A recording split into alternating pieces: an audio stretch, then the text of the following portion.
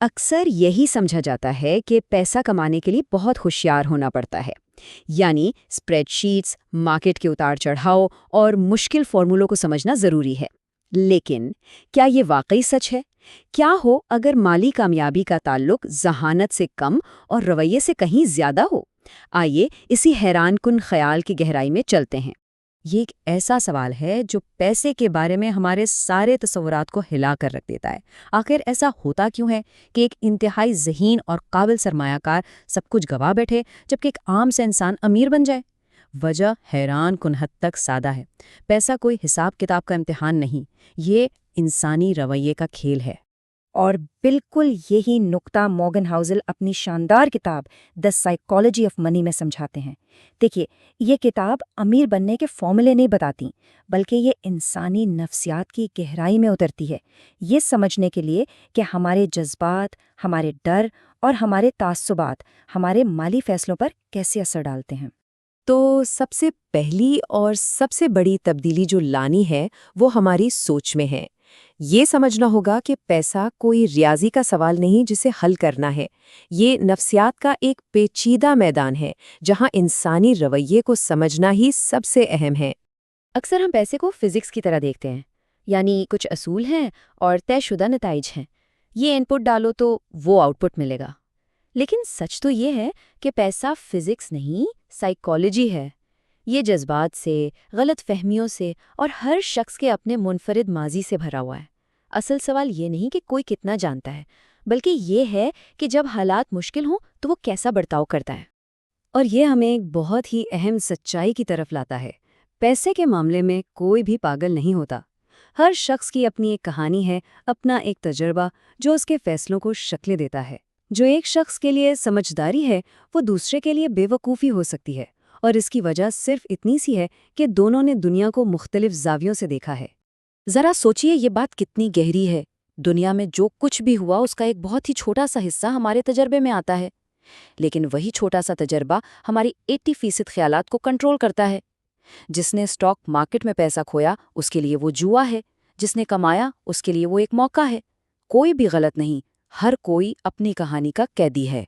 اس بات کو ایلکس اور بین کی کہانی سے سمجھتے ہیں۔ ایلکس نے مالی بحران دیکھا، اس لیے وہ اپنی آدھی بچت کیش کی صورت میں رکھتا ہے۔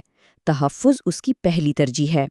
دوسری طرف بین نے صرف معاشی تیزی کا دور دیکھا، اس لیے وہ 90% اسٹاکس میں لگاتا ہے۔ زیادہ منافع اس کا مقصد ہے۔ تو ان میں سے کون صحیح ہے؟ جواب ہے دونوں۔ دونوں ہی اپنے اپنے تجربات کی بنیاد پر بالکل منطقی فیصلے کر رہے ہیں۔ لیکن ٹھہریے، کہانی صرف ہمارے تجربات سے نہیں بنتی۔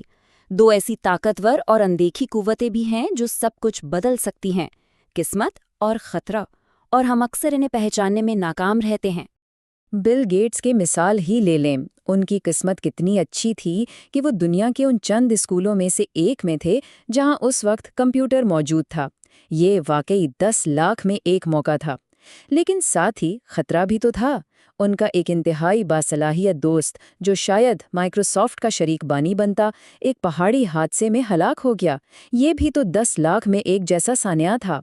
کامیابی اور ناکامی کے درمیان اکثر بس اتنی ہی پتلی سی لکیر ہوتی ہے۔ تو اگر صرف ذہانت اور محنت ہی کافی نہیں تو پھر دولت بنانے کے اصل راز کیا ہیں؟ آئیے دو ایسے طاقتور اصولوں پر نظر ڈالتے ہیں جو اکثر ہماری نظروں سے اوجھل رہتے ہیں۔ 81.5 بلین ڈالرز، یہ اتنی بڑی رقم ہے کہ اس کا تصور کرنا بھی مشکل ہے، لیکن اس نمبر کے پیچھے ایک بہت بڑا سبق چھپا ہے۔ حیران کن بات یہ ہے کہ یہ وہ رقم ہے جو وارن بفیٹ نے 65 سال کی عمر کے بعد کمائی، ان کی کل دولت کا تقریباً 97%۔ ان کا اصل راز صرف ایک اچھا سرمایہ کار ہونا نہیں، بلکہ بہت لمبے عرصے تک ایک اچھا سرمایہ کار بنے رہنا ہے۔ یہی تو کمپاؤنڈنگ کی طاقت ہے، جہاں آپ کا پیسہ خود پیسہ کمانا شروع کر دیتا ہے۔ یہ کوئی جادو نہیں، یہ صرف صبر کا کھیل ہے۔ اور یہیں سے ہم دولت کے دوسرے پوشیدہ راز کی طرف آتے ہیں۔ ہم مہنگی کاروں اور بڑے گھروں کو دولت سمجھتے ہیں، لیکن وہ دولت نہیں، وہ تو دولت کا اظہار ہے۔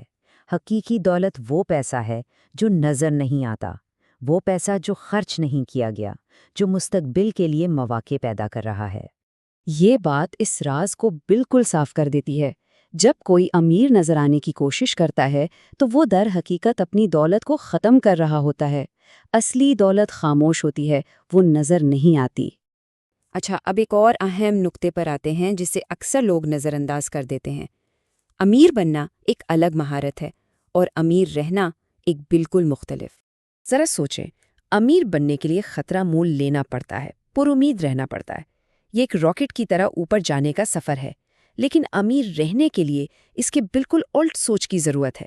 عاجزی، احتیاط اور یہ خوف کہ جو کچھ بنایا ہے وہ ختم نہ ہو جائے۔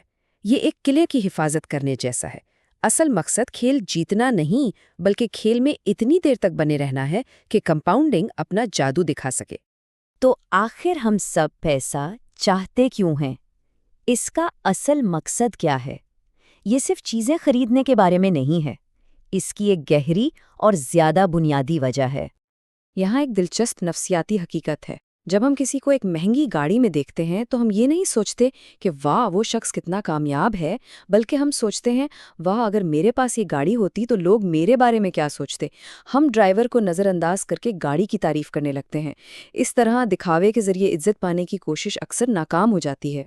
تو پھر دولت کا اصل فائدہ کیا ہے؟ یہ مہنگی کاریں اور گھڑیاں بالکل نہیں ہیں، وہ تو صرف امیر نظر آنا ہے۔ اصل امیر ہونا وہ چیزیں ہیں جو نظر نہیں آتیں، بینک میں موجود پیسہ، مالی آزادی اور سب سے بڑھ کر اپنے وقت پر مکمل کنٹرول کا ہونا۔ اور یہی حتمی سچائی ہے۔ پیسے کی سب سے بڑی قدر آزادی ہے۔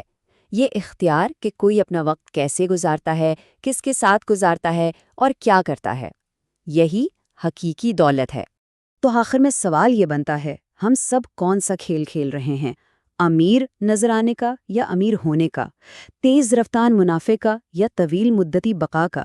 جس دن کوئی اپنے کھیل کو پہچان لے گا، اسی دن پیسے کی نفسیات کو سمجھنے کی طرف پہلا قدم اٹھا لے گا۔